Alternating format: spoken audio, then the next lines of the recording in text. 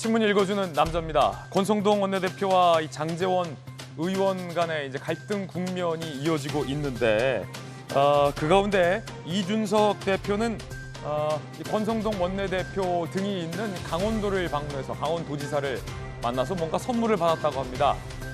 가장 마음 편해 보이는 건 역설적이게도 이준석 대표인 것 같습니다. 잠시 후에 이야기 나눠보겠습니다. 오늘 조간신문 4가지 키워드 준비가 되어 있습니다. 먼저 첫 번째 키워드부터 공개하겠습니다. 첫 번째 키워드는 뭘까요? 바로 이겁니다.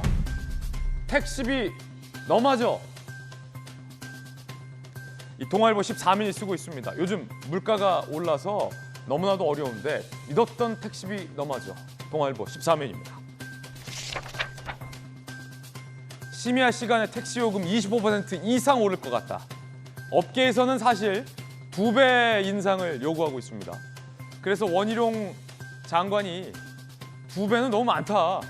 25% 인상으로는 승차난 해결 어려운 것 같기도 한다. 그 중간 어디매로 결정될 것 같은데 어쨌든 심야 시간에 택시 요금이 크게 오를 것 같다라는 겁니다. 이유는 코로나 국면에 택시 기사들이 많이 떠났습니다. 택시기 빈 차들이 많은데 심야 시간엔 기사들이 없어서 택시가 안 잡힌다. 이 문제 해결하기 위해서 업계에서는 요금 2배 올려달라 이렇게 요구하고 있지만 정부에서는 너무 많다 조율 중인 것 같습니다. 집 나간 택시 기사들을 돌아오게 할 수 있는 방법에 대해서 연구 중이라는데 외국처럼 골라서 태우는 게 아니라 무조건 배차 대기하는 뭐 이런 방법도 있지 않을까 싶습니다. 이번엔 두 번째 키워드 살펴보겠습니다. 두 번째 키워드는 이겁니다. 베이비 랩터, 베이비 랩터, 아기 랩터, 아기 공룡이란 건데 사실 공룡 얘기는 아니고 전투기 얘기입니다. 미국의 최강의 전투기 스텔스기 F-22 랩터가 있죠. 근데 베이비 랩터가 탄생했습니다. 어디에서? 우리나라에서 세계 8번째 초음속 전투기 개발에 성공을 했습니다. 대한민국이 자력으로 초음속 전투기를 만들었고 시운전에도 성공을 했습니다. 시험 비행 33분 동안 일종의 스텔스 기능도 갖추고 있기 때문에 전 세계 국방 산업이 이 대한민국의 KF-21 보람의 신형 전투기를 주목하고 있습니다. 무려 8조 8천억의 개발비가 들었습니다. 윤 대통령은 자주 국방을 향한 쾌거다라고 지켜세웠습니다. 소위 5세대 전투기 중에 스텔스 기능을 갖춘 초음속 전투기를 우리나라가 개발했기 때문에 가성비 좋은 5세대 전투기다라는 이야기도 나옵니다. 전 세계에서 우리 보람의 KF-21을 주목하고 있는 이유이기도 합니다. 이어서 다음 키워드 살펴보겠습니다. 세 번째 키워드는 공권력입니다. 경향신문 1면 기사인데 파업과 관련해서 2가지 신문의 상반된 시각을 지금부터 살펴볼 겁니다. 먼저 경향신문이 보는 시각입니다.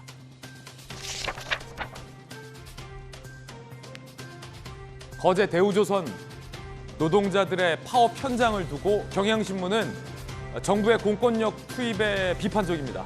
짙어가는 공권력 투입 그림자, 긴장이 고조되고 있다.